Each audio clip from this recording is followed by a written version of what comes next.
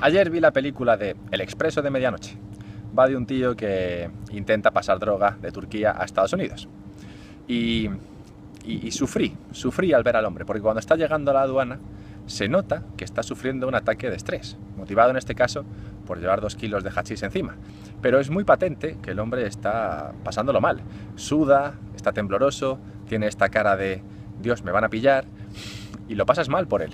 O sea, te gustaría ir y decirle, tío, tranquilo, o sea, contrólalo porque se está notando mucho que estás haciendo algo mal.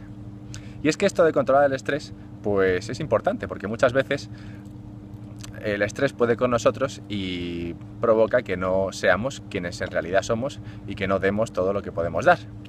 Así que voy a hablar un poco de esto y así la próxima vez que quieras pasar droga, pues lo harás con mucha más confianza.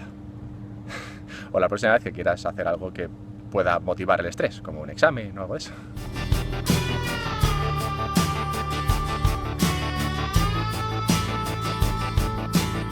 Cuando te estresas, segregas cortisol. Y el cortisol impide que crees nuevos recuerdos y también evita que accedas a los recuerdos que ya tienes. Total, que si estás en una entrevista o haciendo un examen, es una mierda. Para evitar esto, lo que hay que hacer es prestar atención a las señales que te envía el cuerpo, ¿vale? Tu cuerpo es mucho más listo que tú, se da cuenta de las cosas mucho antes que tú. Hay un experimento que explica muy bien esto, y en el experimento hay 2 mazos de cartas, ¿vale? Ambos mazos de cartas te dan y te quitan dinero, pero uno de ellos te da y te quita de forma mucho más estable, de forma que a la larga vas ganando dinero si sacas de ese mazo, y el otro te da recompensas muy altas y te hace también perder mucho dinero. Si sacas de ese otro mazo, a la larga perderás dinero.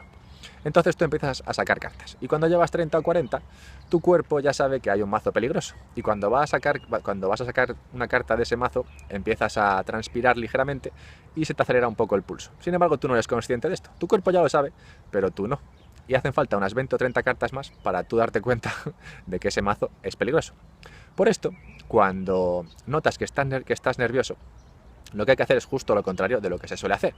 Lo que se suele hacer es, mierda, estoy nervioso, si me ven nervioso va a ser peor y no me van a coger, así que tengo que intentar no estar nervioso. No, lo que tienes que hacer es ser consciente de que estás nervioso.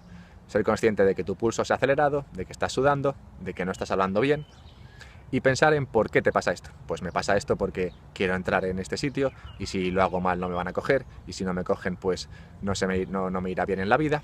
Y una vez que eres consciente de lo que te pasa y por qué te pasa, pensar en que, bueno, en realidad no es que seas un paquete. O sea, no estás nervioso porque eres un paquete. Simplemente tienes síntomas de que eres un paquete, pero tú no eres esa persona, simplemente estás sintiendo esos síntomas. Con ese pensamiento, con el de siento que estoy pasando por esto, se puede trabajar. Con el de soy un paquete, no se puede.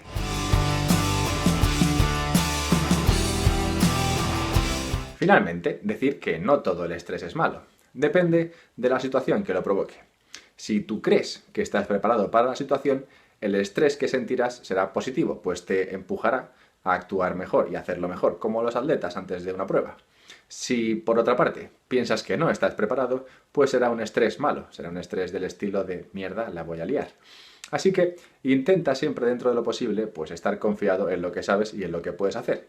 Y si en alguna ocasión pues descubres que no tienes ni idea y que en realidad no estabas preparado, pues bueno, al menos intenta ser consciente del estrés que estás sintiendo para, si fallas, que al menos sea en posesión de tus facultades.